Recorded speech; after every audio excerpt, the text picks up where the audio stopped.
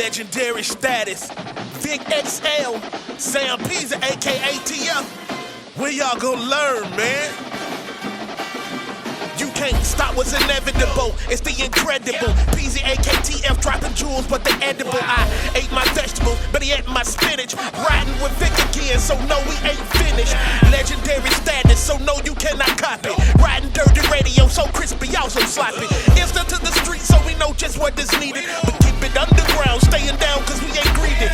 This is where you find what is popping for the culture, where we keeping it all fresh and stay away from all the vultures. No scavengers here, just keeping it real. Vic got it out the mud, but it's still so clear. So sit back, relax, and just let us lead you. If you trolling for no reason, then we don't need you. It's Vic XL, he can't be stopped. Riding dirty forever, the home of real hip hop. Ride dirty, dog, y'all can't harm. I'm living fly in the sky with the stars. Ride dirty, ride dirty, ride dirty, ride dirty.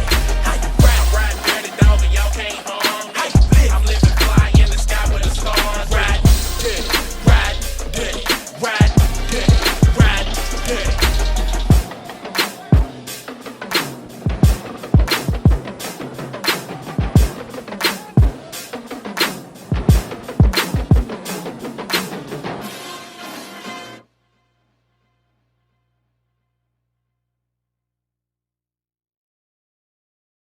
You cannot copy. Riding Dirty Radio, so crispy, also sloppy. It's up to the street, so we know just what is needed.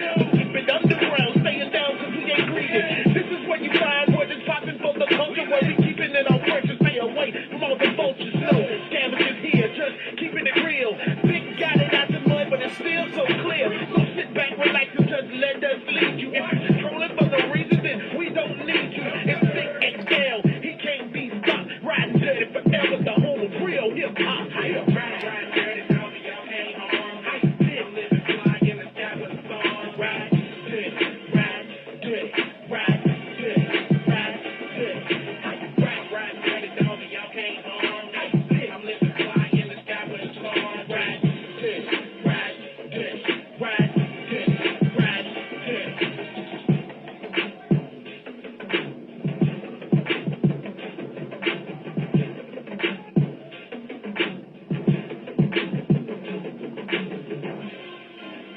What up, what up, what up, what up, what up, what up, world? It's your boy Vic XL. This is the Ridin Durty Show, where we bridge the gap between hip-hop and everyday life, man. The first thing I want to do before I start this show off, I want to say rest in peace to two members of the underground, independent music, hip-hop scene. Two people that I was very, very cool with. I want to say rest in peace to Miss Barbie Quinn, and I also want to say rest in peace to Mr. Juice Daily. Can we get a moment of silence before we get this show going?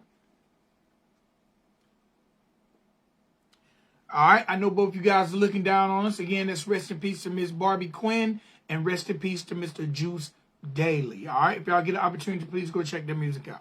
All right, ladies and gentlemen, boys and girls, this is the almighty Ridin Durty Radio Show, where we bridge the gap between hip-hop and everyday life, man. I got to say one time for everybody that's been supporting us at WRFG 89.3 FM Atlanta for the past 16 years, holding down the 3 a.m. to 6 a.m. time slot.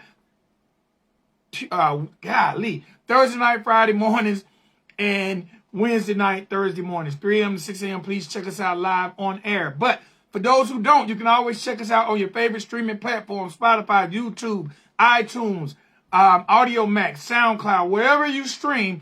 All you got to do is type in the Ridin Durty Radio Show and we will appear. Also, you can check us out live on our very own internet radio station, Ride 95. That's right, Ride 95 is the official internet radio home of the Ridin Durty Radio Show. All right, please support us. Now, the way to access us, Ride 95 is simple. All you got to do is go to live365.com. That's live365.com. Once you are there, go to the search engine, type in Ride 95, R-I-D-E, the number 9, the number 5. Click on our station logo and you'll have music 24 hours a day, 7 days a week, 365 days a year. Now, if you'd like to access us via your mobile device, it's also just as easy. Make sure you download the Live 365 app. Once you download that app, go to that search engine, type in Ride 95, and again, music 24 hours a day, 7 days a week, 365 5 days a year. All right, ladies and gentlemen, boys and girls, you know how we do it here. We keep the talking to a minimum when it comes to me, because this platform is to let the artist, let the entertainer, let the entrepreneur, let the person that is speaking their mind have the floor. All right, now, before I bring on our artists, y'all make sure you check me out every Monday through Friday with the Ridin Durty Radio stream. We're streaming nothing but the best in independent music. We stream it from 6 to 7, Monday through Friday. Sometimes the times vary, but we come to you Monday through Friday, and we stream live on Instagram, Facebook, TikTok, Twitch, and Bigo. All right, please subscribe to all our channels. Ridin Durty Radio is the same everywhere you go. RIDINDURTYRADIO. Again, that's rest in peace to Juice Daily, and rest in peace to Barbie Quinn. All right, ladies and gentlemen, boys, it's time to do what we do best. What up, Krispy Kreme? I see you. Now, we ain't getting drunk tonight. That's tomorrow night, Krispy Kreme. All right? Now, ladies and gentlemen, boys, it's time to do what we do best. And let's give y'all the people on the street, the people in the community that are changing the world brick by brick, day by day, second by second, moment by moment, whether it's through arts, entertainment, philanthropism, entrepreneurship, or downright just being a good person. And ladies and gentlemen, boys and girls, today is no different than any other day on the Ridin Durty platform. So welcome, again, welcome to the Ridin Durty Show. Artist, Dirty White. What's going on, my G? Woo! Hey, it's good to be here, man. I'm blessed to be on the show, and I thank you for having me on. I just want to say, just to start with, you got a crazy good radio voice, my guy. You're man, all over. You eating it up. I love it, bro. I definitely appreciate that. I have been doing it for over 18 years. I haven't been doing it quite 20, but definitely over 18 years. And I've always done it on independent radio because my love is to the people that are in the trenches. Not that I don't like other artists, because I want all the artists to make it to where they're trying to go, but I always want to be that springboard for artists. I want to be that person who gives that attention. I want to be the person who talks to the people before the people want to talk to the people, if that makes any sense. Right. Yeah, no, it definitely does. And shout out to you and every single other person that does what you're doing, because it's so critical to people that are not being heard, that need to be heard. There's so much good music that's not being played on mainstream outlets that people need to discover, man. So once again, I'm honored to be on the show. I appreciate you having me. And before we go too deep, Nothing is one of those records, sir. Nothing is most definitely one of those records. Hey. I appreciate that. Look, Nothing was one of those. It's written from the heart, you know. You can't deny the message. So that's love. I appreciate that. All right, so look, let's get into the story of Dirty White, man. We got about 25 minutes to let them know what the deal is. All right, the first thing I always start by asking every person that's on this platform, where are you from, and when did you realize or discover that you had a talent or the ability to create this music? That's a good solid one to start with. So to start with, I'm from Wilmington, North Carolina. I was born and raised in Wilmington, well, right outside of Wilmington. Country boy at heart. So grew up on a farm, believe it or not, milking cows, tending the chickens, hoeing the beans. You know the vibes. Super country lifestyle. I kind of grew out of it after a while, you know. But as far as music is concerned, since I was probably 6 or 7 was when I first started tinkering around, playing the piano, singing a little bit. I was that little kid in church. Jesus loves me, this, you know, up front with the mic, the whole thing. And as I got older, you know, it just dawned on me to take it more and more seriously. You know, your priorities change as you get older. You know, there was a good little while of my life where I was just thinking about other stuff. I was young, I didn't know much. But by the time I was 17, 18 years old, my circle had convinced me to start going to studios and recording myself. And that's when I really started to take it serious. So, you know, probably about a little under 10 years in the game as far as like really perfecting my craft, but I haven't been promoting myself very long. So shout out to my management team real quick, if I could. Sean Bonner, Anthony Burkett, Miss Tara Thomas, my publicist. They're the ones that are really, bringing me in front of the mainstream, helping connect me with people like you that are doing the work that you're doing. So shout out to every single one of them. Okay, now you said it was like your friends who actually pushed you to take it serious. What did they see in you at that time that you didn't quite see in yourself? So I think the main push that they gave me was to record myself and to take the studio process seriously, because at that point in time, I mean, you know, once again, just going back to the church thing, I've been performing for years and years and years. Like at age 16, 17, you know, it was nothing for me to perform in front of hundreds of people at church gatherings or at giant festivals, you know, that had to do with religious stuff. Like I was doing special music in front of camp meetings, you know, where all these churches from all these different areas, all the same denomination, all come together, you know, everyone worships. And, you know, I was doing special music in front of, you know, crowds of 1,500, 2,000 people sometimes at these big giant festivals. So music was very much active, and I was very much perfecting the art of it, if that makes sense. But what my friends did personally was say, hey, you know, we see that you're singing out here. We see that you're rapping out here. We see that you're doing all this stuff. Go in the booth, record some, put it on Spotify, put it on Apple Music. You know what I mean? Develop yourself a little bit, brand yourself a little bit. And that was what kind of pushed me over the edge to become more than just simply a live performer or a party trick, if that makes sense. Yeah, definitely, most definitely. All right, who are some of your influences when it comes to the business, the game, and the art form? Influences, I mean, yeah, I could name a ton. Like I said, I grew up on a lot of gospel. There's a lot of stuff that I could, Gaither vocal bands, Tennessee Ernie Ford, you could go on and on with gospel stuff. And then as I got a little older, I really got deeply into hip-hop, and, hip-hop is where my heart lies. Hip-hop, R&B, soul, Lionel Richie, Lil Wayne, Stevie Wonder, Roberta Flack, Smokey Robinson, the list goes on and on. Shout out to every single one of those legends, by the way.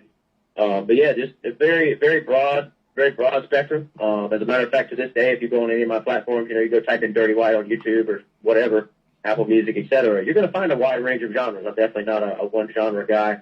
So yeah, a lot of oldies and goodies. John Denver, Johnny Cash, and stuff like that. Along with a lot of the old soul records. Marvin Gaye, The Temptations, you name it. Okay. All right. Now, when it comes to Dirty White and your sound and your style, what would you classify yourself as? What type of artist? Because when I listen to it, I hear soul, I hear R&B, I hear some hip hop vibes. I even hear some little, if I had to say, some little interjections of country rap or just some southern feel. So how would you classify your music? Oh man, this is probably the hardest question that I've ever been asked. It's hard to classify. It really is. Honestly, I think you did a phenomenal job of it just now. I mean, in all reality, there's a little bit of soul. There's a little bit of, I'm country. Like I'm southern as they come. There's nothing I can do about that. So pretty much anything that I do, inevitably, is going to have that southern twang to it a little bit. But yeah, man, southern soul. To be honest with you, a term that I heard coined a few years back by one of my friends that I did a show with is called trap soul. I don't know if you've ever heard that term, but it was new to me. And I think, honestly, if you could use one term to describe my style, that would probably be what I would say. Because a lot of soul, a lot of gospel, a lot of melodics, but also I'm in love with hip-hop. I'm in love with trap drums. I'm in love with bars, So trap soul would probably be, if you had to say one overarching word, probably. Okay, well, I've definitely heard of trap soul. All right, now, when you start to embark on this journey, being a man of many tastes when it comes to music, how hard was it for you to begin to craft your sound? Like, how hard was it for you to find the right producers, find the right people to help bring that inner Dirty White out? Once again, just, it's a blessing. It's really a blessing, music in general. And I say that because if you go on my page, I can probably name maybe 5 songs out of a catalog of, I've got at least 100 songs, maybe. I'm not sure how many I've counted, but I self-produce, essentially. Like, over the years, I have rapped on other people's beats. But if you go listen to Nothing, if you go listen to Reckless Romance, Reasons, the list goes on and on. I self-produce everything. So I don't have to go begging producers for beats, which is the beautiful thing. I definitely do collab with some people from time to time, but it took a while for me to figure my style out, to answer your question, just because of that diversity, right? I'm in the studio, I'm digging, I'm trying to figure out what I want to do with my sound, and I'm still, to be honest with you, it's always a progression. So even to this day, I don't know what, I may put out. There may be something crazy that I've never tried before, you know what I mean? Like, for instance, Nothing, that song that you started out by mentioning, if you listen all the way to the end of that song, there's metal screams in that. I actually used some guttural vocals from, metal at the end of that. So it just, I don't know, there's a ton of different influences. So shout out once again my manager, Sean Bonner. He loves the soft, sultry piano ballad, Dirty White. That is what he fell in love with. That's what he is trying to heavily promote, and I totally get it, and I'm on board with it. So we've kind of gone that direction. If you go on some of my platforms, you'll see some of these, like The Closer I Get to You, Ooh Baby Baby by Smokey Robinson, etc. There's a lot of covers that have been dropping on my platforms, and so that's you're definitely going to hear a lot more of that from me in the future. That really soft, sultry Bruno Mars piano ballad vibe is something that we value very heavily. So shout out to Sean for dragging it out of me. All right, no doubt. So look, let's do this real quick because I don't want the time to run out, and I definitely want to end by talking about nothing. But I want to talk about something that I discovered when I was on your webpage.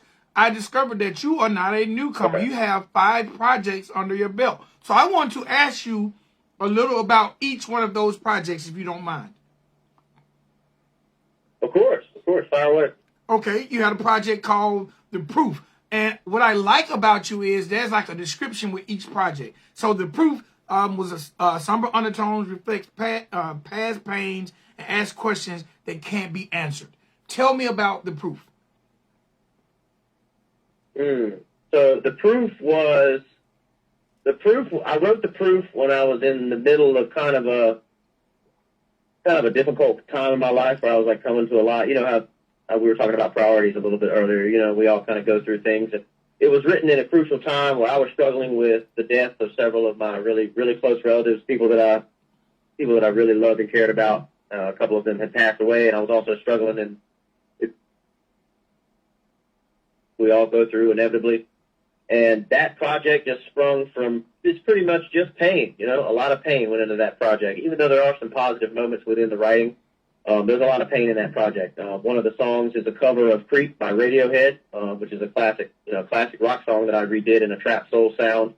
That kind of sets the whole project off. I've got, my cousin KP Colors playing the solo on that. There's a song called It's Not Wrong, where it talks about, the lyrics start out, it says, "Why can't I get used to you?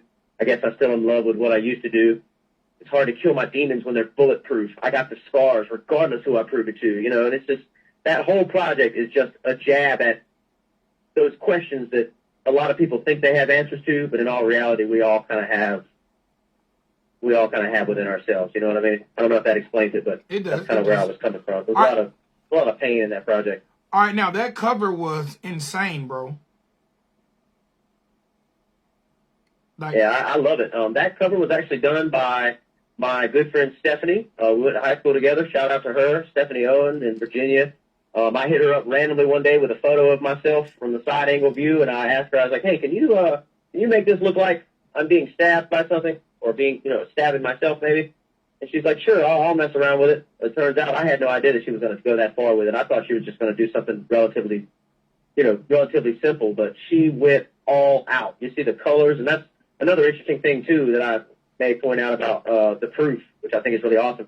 If you go on Apple Music or Spotify or YouTube or any of these projects, even though it is a full project, right? It's a 4-song EP. It was released with 4 different color schemes of the artwork. There's 4 different versions of that same exact artwork that correspond to each song. So if you go to Apple Music and stuff like that, you'll check it out. You'll see it. They all look like singles, but they're all part of the same project. But she sent me different color schemes for it, so I thought it was pretty awesome. Dope. All right, The Fourth Wall. That was basically juxtaposition between what life really is and what we claim to be. Mm-hmm. If you look at the cover, half of me has a Gucci shirt on with a bunch of money and a chain and all the stuff that we aspire to.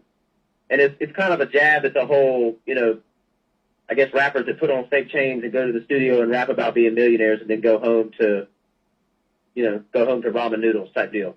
Like, there's no shame in the struggle. There's no shame in working your way up. You know what I mean? And there's been some times in my life where I've been real low, where I didn't have a whole lot of money or a whole lot of resources or a whole lot of anything per se, to work with. So that project calls very heavily on that. It's like, hey, the term breaking the fourth wall, right? Like in a movie or something like that. If the character directly addresses the camera, I felt like that's what that was. Like me saying, hey, I know all you guys, you think I'm out here running around with a Gucci shirt on all day and a chain, but in all reality, I'm a lot closer to you than you really think. All right. The Last Resort. Multi-layered songs about surviving life. Last Resort was actually, yeah. Sorry about that. No, I was just putting the description. Basically, multi-layered songs about surviving life in the streets. Yeah. Last Resort was my very first project that I ever dropped. Shout out to Lil Ed in Charlotte. He mixed that for me. That was one project where, kind of calling back to our previous conversation, I did kind of rely on some producers. So 3 Cube on the beat produced a lot of that, as well as Sleaze, who produces for PC Raw here in Wilmington, helped me out with that project, and I did produce a couple of joints on it. But that was when I was young. That project I dropped at probably, how old was I when I came out? Could have been older than maybe 19 or 20. Still developing my style, very much so. Still kind of playing with the whole singing trap soul concept. But that whole project is a whole lot of street talk. It's what I was involved in at the time. It's the people that I was around. The lifestyle that I was living was not. That was it. I was just doing a whole lot of street stuff. And so that whole project is pretty much like me being, hey, I'm out here, I'm doing it, trying to be creative with it. I took some influences from Kendrick Lamar, took some influences from, other, ton of other rappers that I was involved, heavily listening to at the time. But it's just a solid rap project, but it is definitely rap. It's rap from top to bottom. There's not a whole lot of singing in there. All right. Again, another dope cover. And I didn't say it on the previous one on the fourth wall, but that was dope as well. Talk a little bit about that cover real quick, because that cover is fire.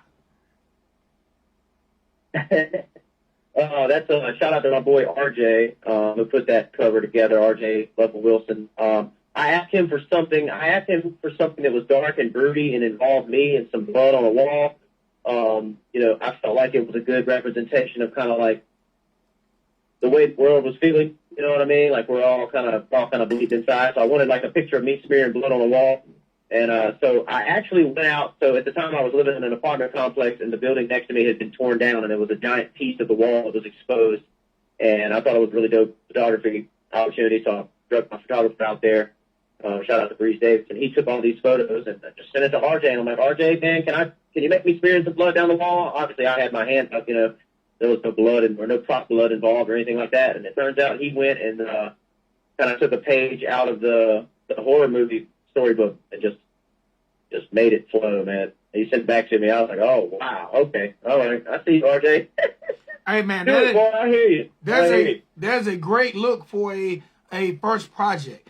All right. Now, this cover is insane too. And the reason I'm going over these, because I want people to go back and check these projects out, but I also think each one is creative. All right. Call Me When You Get This. Detailing the rise and fall of a toxic relationship. Ooh, Call Me When You Get This was the result of a very strong amount of influences from people that was around me. They were telling me, hey, you need to do a singing project. All you do is rap. You rap. Last Resort was rap. The Fourth Wall was rap. I was just dropping rap song after rap song after rap song. And so many people around me were like, hey, man, like you sing so beautifully. Like, why would you not drop something that had singing in it? Shout out to my boy TBM Killer for being one of the main influences. He's actually on the album. If you guys go check out that album, Call Me When You Get This. Monster You Made is the song that we did together. It is purebred singer-songwriter R&B soul, like no rap except for like one feature verse from someone else, like completely self-written, completely self-produced, a 10-track LP, top to bottom. I mixed everything except for the vocals. I sent the vocals off. Shout out to my engineer once again. The title says it all. Call Me When You Get This. You know what I mean? And the picture is me on a phone. How many times can we think of, people in our lives that we value to put above everything else, and they didn't see you the same way? You know what I mean? They let that unrequited love where they didn't respond, they didn't reciprocate, and you're just kind of left there on the other end of the hook, like trying to decide, like, do I free myself from this, or do I continue to devote myself to somebody who doesn't seem like they care about me? And I was, once again, just getting out of a really toxic relationship, not happy about it. All those songs, I devoted almost a year of my life to creating that project. And there are some really heartfelt good songs. Beautiful Day is what I would have to recommend if I could shout that out off that album. If any of the listeners, you guys want to go check that out, Call Me When You Get This, go listen to Beautiful Day. Just an absolute heart wrencher of an album. But it was really good for me. It was a lot of healing and a lot of freedom in that album. All right, the last one I'm going to ask about is bravery and bravado, personal life healing, and emotional growth. You guys, you remember when Kanye said, me found bravery in my bravado? I think it was in a song on My Beautiful Dark Twisted Fantasy. That was such a good line to me. That whole album is a flip on that line. I'm a bit of a Kanye fan. Shout out to Ye. And I just decided to take that line and make a flip out of it. Basically, I was like, hey, bravery in my bravado. What if, because being brave is like when you're terrified. You're terrified of something, but you strap up and you go anyways. That's what bravery basically boils down to. Even if you're scared, you go. But then bravado is like a sort of a fake sense of self-security, right? Bravado is kind of puffed up. It's based in ego, and it's not based in accomplishment or action. And I thought to myself, I wonder if a person shows enough bravado for long enough that, just like Kanye said, you could find bravery within that. If in all reality, sometimes our egos are the only thing that keep us from slipping off that ledge into eternity. You know what I mean? Like the ego is what's holding you up and keeping you going. So that whole project is produced by a guy named Young V on the track. He is from India, and he sent me a little pack of guitar loop beats, some really nice laid-back guitar-inspired beats. And that whole album is pure poetry. You guys go check that album out. It's poetry. It's me talking about my family life. It's me talking about being scared of things and being scared of change and trying to decide where to go with my life and, things that, once again, we all fight through.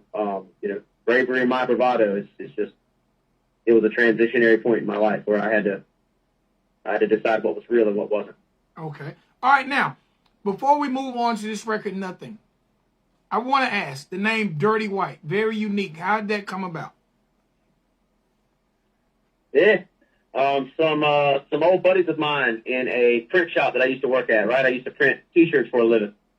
And worked at a print shop, and my buddy, there's a band called Foreigner, and they have a song called Dirty White Boy. And this guy comes in the shop one day, and he puts the CD in, and he's like, this is you, man. And he starts playing the song, I'm a dirty white boy, dirty white boy. And it starts going off. And I'm just laughing because I thought it was a joke. I'm like, yeah, okay, ha, ha, ha, funny. Yeah, yo, for real, dude, this is really you. Like you should call yourself Dirty White. Because at the time, once again, I was full-blown doing music. I just wasn't recording myself, and I wasn't myself. That's my government, right? And he's like, nah, dude, this is totally you. You should call yourself Dirty White. I just laughed at this man. I'm like, yeah, okay, whatever, bro. And it spread like wildfire, Vic. Like, people just started grabbing it up. My friends started calling me that.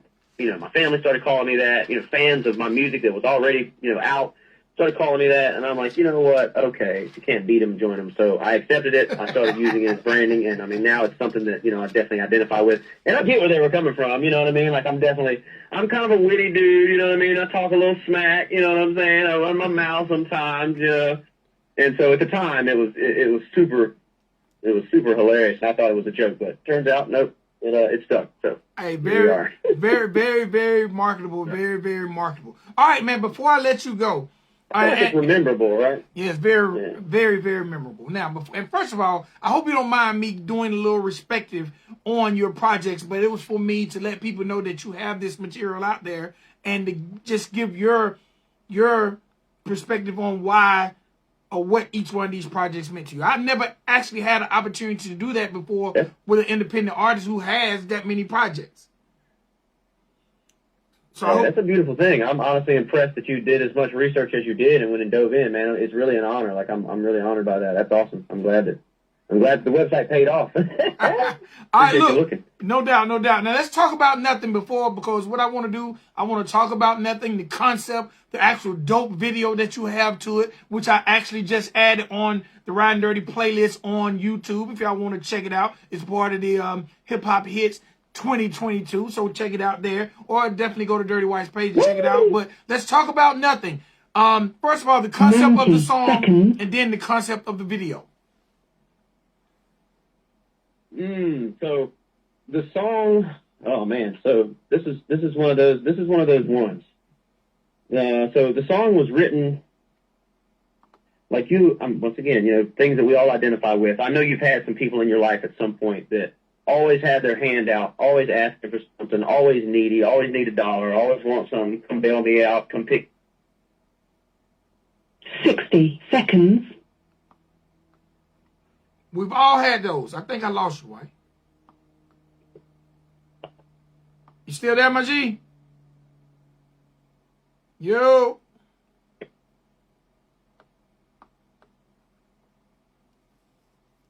Hello, hello? Yes, sir.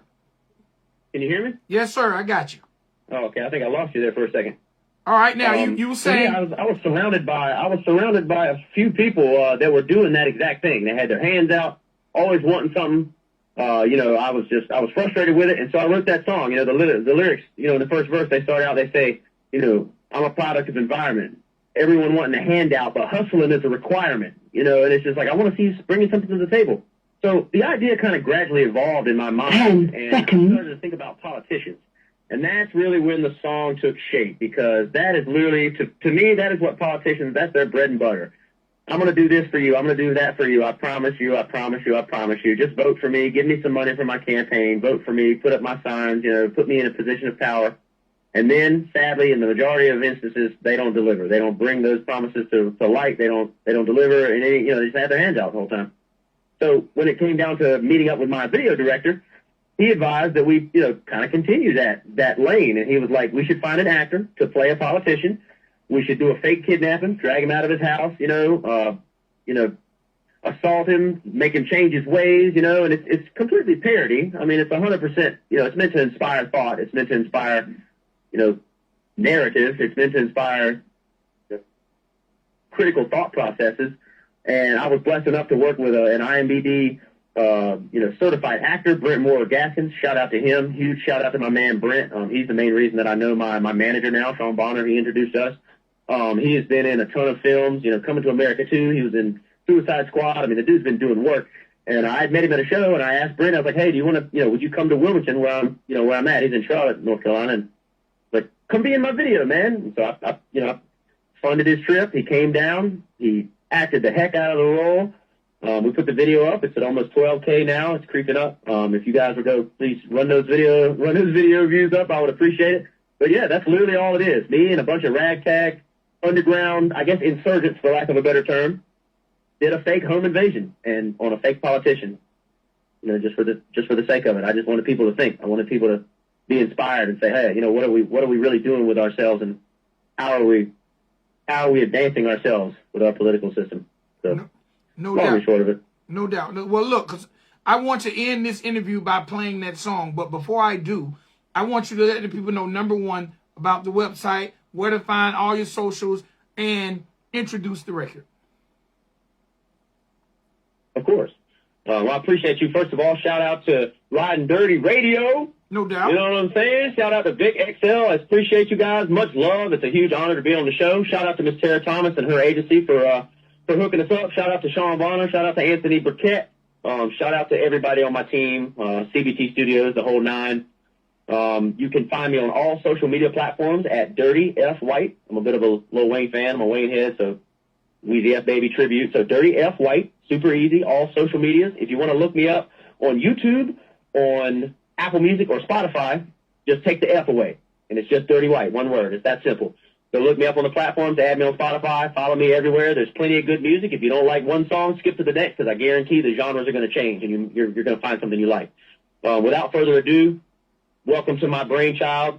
This record is something that is a hard-hitting record. It ends with some metal screams and some gutturals, a lot of passion in this song, and I really hope you guys like it. And thank you so much, Ridin Durty. You guys have an amazing night. Appreciate it, my G. Absolutely.